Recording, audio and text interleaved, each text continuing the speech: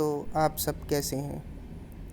आज हम कक्षा 6 की पुस्तक रिंझिंग का अध्याय दूसरा फसलों के त्योहार पढ़ेंगे। सारा दिन बोरसी के आगे बैठकर हाथ तापते हुए गुजर जाता है। कहाँ तो खिचड़ी के समय धूप में गर्माहट की शुरुआत होनी चाहिए और यहाँ हम सूरज के इंतज़ार में आस लगाए बैठे हुए हैं। पूरे 10 दिन हो गए सूरज लापता है। आज सुबह को रजाई से निकलने की हिम्मत नहीं हो रही थी। बाहर देखने से तो समय का अंदाज़ा बिल्कुल नहीं हो रहा है, लेकिन घरों में हो रही चहल पहल अब पता चल रही है। रह रह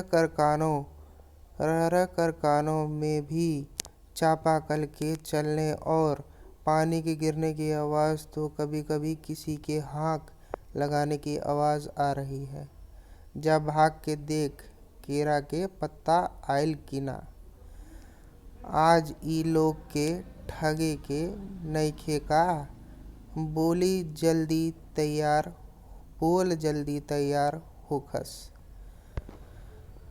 अब तो उठने में ही भलाई है। नहा धोकर हम सभी एक कमरे में इकट्ठा हुए। दादा और चाचा ने क्या सफ़ेद चकाचक माड़ लगी धोती और कुर्ता पहना हुआ है। खिचड़ी में अइसन ठाठ हम पहिले कबो न देखनी। सारा देह कनकना देता। पापा ने कहा, शायद आज धोती में उन्हें कुछ ठंड ज़्यादा लग रही है। सामने मचिया पर खादी की सफ़ेद साड़ी पहने हुए दादी बैठी थी। आज दादा ने अपने बाल धोए हैं। झक सफ़ेद समेल की रुई जैसे हल्के फुल्के बाल। गौर से देखने पर भी एक काला बाल नज़र नहीं आता। बिल्कुल धुली धुली सी लग रही है दादी।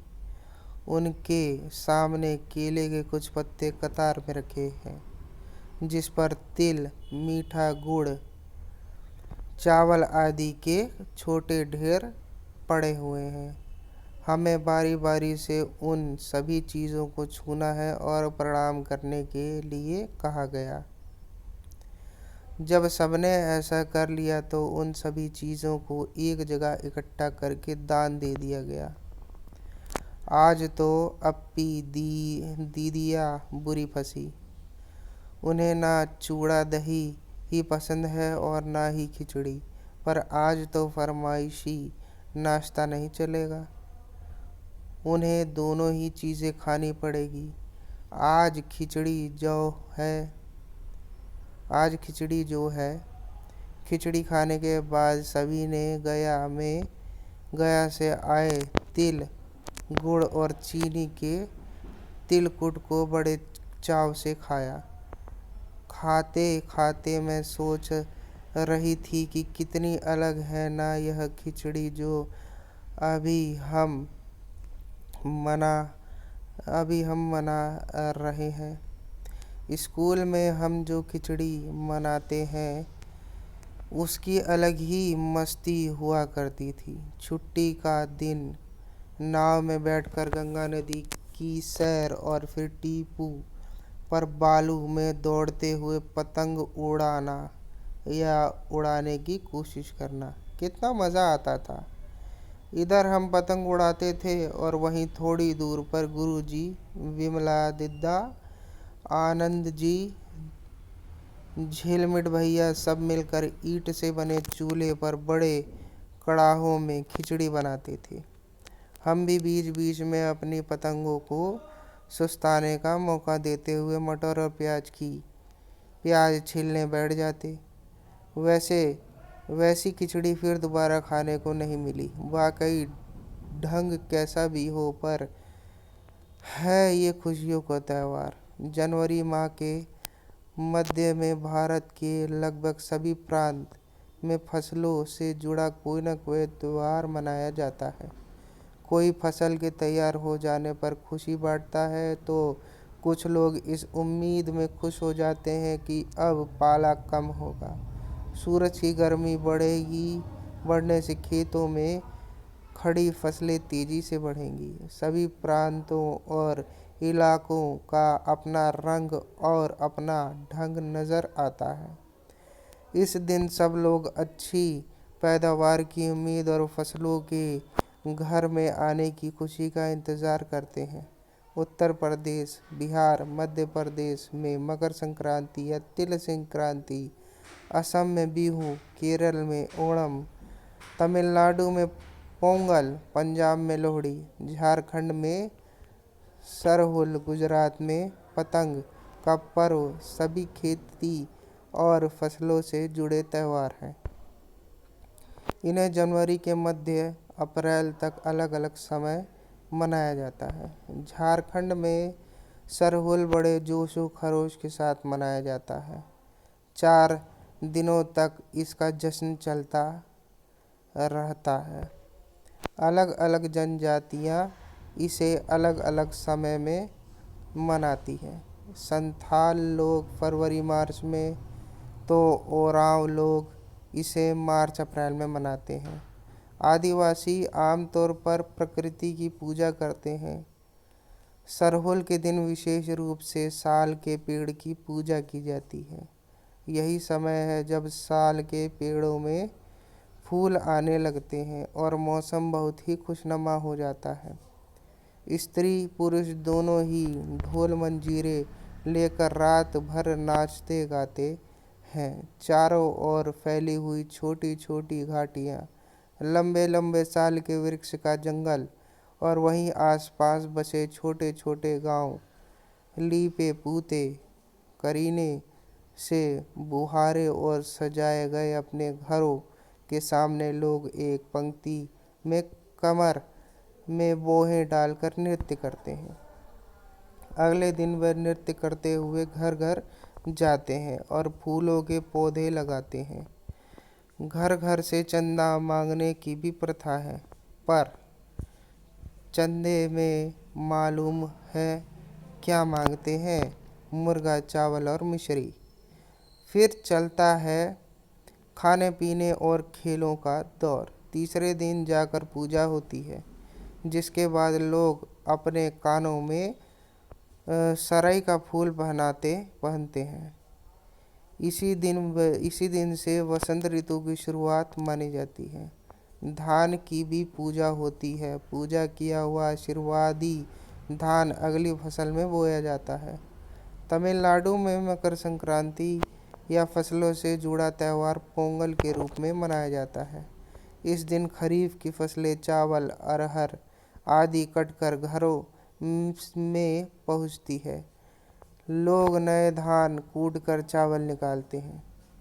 हर घर में मिट्टी का नया मटका लाया जाता है, जिससे नए चावल, दूध और गुड़ डालकर उसे पकाने के लिए धूप में रख देते हैं।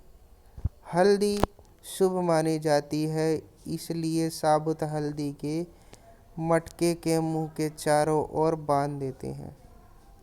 यह मटका दिन में 10:30 से 10-12 बजे तक धूप में रखा जाता है।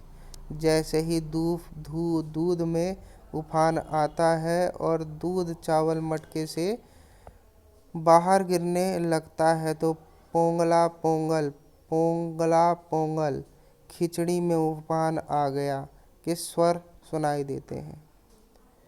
दूसरी ओर गुजरात में पतंग के बिना तो मकर संक्रांति का जश्न अधूरा ही माना जाता है। इस दिन आसमान की ओर यदि नज़र उठाएं तो शायद हर आकार और रंग रूप की पतंगें आकाश में लहराती हुई मिले। प्रत्येक गुजराती, चाहे वह किसी भी धर्म, जाति या आयु का हो, पतंग उड़ाता है। हजारों लाखों पतंगों में सूर्य भी ढक जाता है। कुमाऊं में मकर संक्रांति को घुघुतिया भी कहते हैं। इस दिन आटे और गुड़ को गूंथकर पकवान बनाए जाते हैं। इन पकवानों को तरह तरह के आकार दिए जाते हैं, जैसे डमरू, तलवार, दाड़िम का फूल आदि। पकवान को तलने के बाद एक माला में पिरोया जाता है। माला के बीच में संतरा और गन्ने की गंडेरी पिरोई जाती है। यह काम बच्चे बहुत रुचि और उत्साह के साथ करते हैं। सुबह बच्चों को माला दी जाती है। बहुत ठंड के कारण पक्षी पहाड़ों से चले जाते हैं। उन्हें बुलाने के लिए बच्चे इस माला से पकवान तोड़ तोड़ कर पक्षियों को खिलाते हैं और गाते हैं, कौआ आओ घुघुत आओ, ले कौआ बड़ो, मके दे जा सोने का घड़ो, खा ले पूरी मके दे जा सोने की छुरी। इसके साथ ही जिस चीज़ की कामना होती है वह मांगते हैं। न कितने अलग अलग अंदाज मकर संक्रांति को मनाने के हैं। कहीं दूध चावल और गुड़ की खीर बनती है तो कोई 5 प्रकार के नए अनाज की खिचड़ी बनाता है। कहीं कई लोगों का सैलाब नदी में स्नान के लिए उमड़ पड़ता है। लोग ठंड में ठिठुरते रहते रहेंगे पर बर्फीले पानी में कम से कम एक डुबकी तो ज़रूर लगाएंगे। हाल यह होता है कि इन जगहों पर तिल रखने की भी जगह नहीं होती। तिल से याद आया, मकर संक्रांति के दिन पानी में तिल डालकर स्नान करना, तिल दान करना, आग में तिल डालना, तिल के पकवान बनाना विशेष महत्व रखता है। तुम्हारे घर या इलाके में इस त्यौहार को कैसे मनाया जाता है? इसे खिचड़ी, पोंगल, मकर संक्रांति या कुछ और कहा जाता है, या तुम फसलों से जुड़ी कोई और त्यौहार मनाते हो? यदि तुम आपस में बात करो तो तुम्हें यह जानकर हैरानी होगी कि कई बार एक ही इलाके में रहने वाले लोग भी इस त्यौहार को अलग अलग ढंग से मनाते हैं।